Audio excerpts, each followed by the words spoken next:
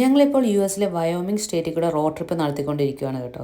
ഇവിടെ കണ്ട കാഴ്ചകൾ ഓരോന്നായിട്ട് ഞാൻ നിങ്ങളെ കാണിച്ചു തരാം. ഈ കാണുന്ന എബ്രഹാം ലിങ്കന്റെ സ്റ്റാച്ചുവിന്റെ അടുത്താണ് ഞങ്ങൾ ആദ്യം പോയത്. പിന്നെ ഒരു കൂട്ടം ബഫലോസിനെ നമ്മൾ കണ്ടു കേട്ടോ. പിന്നെ അവരുടെ അടുത്ത് നിന്ന് കുറെ ഫോട്ടോസും വീഡിയോസും ഒക്കെ എടുത്തു. അപ്പോഴത്തേനും സമയം ഉച്ചയായി കേട്ടോ. ഞങ്ങൾക്ക് നല്ലപോലെ വിശന്നു. അപ്പം നേരെ റെസ്റ്റോറൻറ്റിൽ കയറി ഫുഡൊക്കെ കഴിച്ചു. പിന്നെ 1 മണിക്കൂറോളം ഈ ഒരു ഓഫ് റോഡ് കൂടെ യാത്ര ചെയ്ത് ഞങ്ങൾ എത്തിച്ചേർന്നത്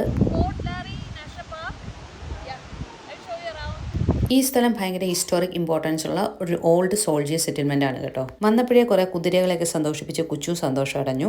ഇത് പണ്ട് സോൾജേഴ്സ് താമസിച്ചുകൊണ്ടിരുന്ന അവരുടെ ബെഡും അവരുടെ സാധനങ്ങളൊക്കെയാണ്. പിന്നെ ഇത് അവർ ഫുഡ് കഴിച്ചുകൊണ്ടിരുന്ന സ്ഥലമാണ്. ഇന്ന് ജൂലൈ 4 അമേരിക്ക ഇൻഡിപെൻഡൻസ് ഡേ ആയിരുന്നു കേട്ടോ. അത് കാരണം തന്നെ ഈ ഒരു സോൾജേഴ്സ് ഗ്രൗണ്ടിൽ പ്രത്യേക പരിപാടികളൊക്കെ ഉണ്ടായിരുന്നു. അതൊക്കെ കണ്ടതിന് ശേഷം ഒരു 5 മണിക്കൂറോളം ഡ്രൈവ് ചെയ്ത് ഞങ്ങൾ അടുത്ത സ്റ്റേറ്റ് ആയ മൊണ്ടാനയിൽ എത്തിച്ചേർന്നിട്ടുണ്ട്. ഇവിടുത്തെ കാഴ്ചകൾ ഞാൻ നാളെ നിങ്ങളെ കാണിച്ചു തരുന്നതായിരിക്കും. ഇതാണ് കേട്ടോ ഞങ്ങൾ ഇന്ന് സ്റ്റേ ചെയ്ത റൂം. പിന്നെ ഇന്ന് ഞങ്ങൾ രാത്രി കഴിച്ചത് ഈ കാണുന്ന പിസയാണ്.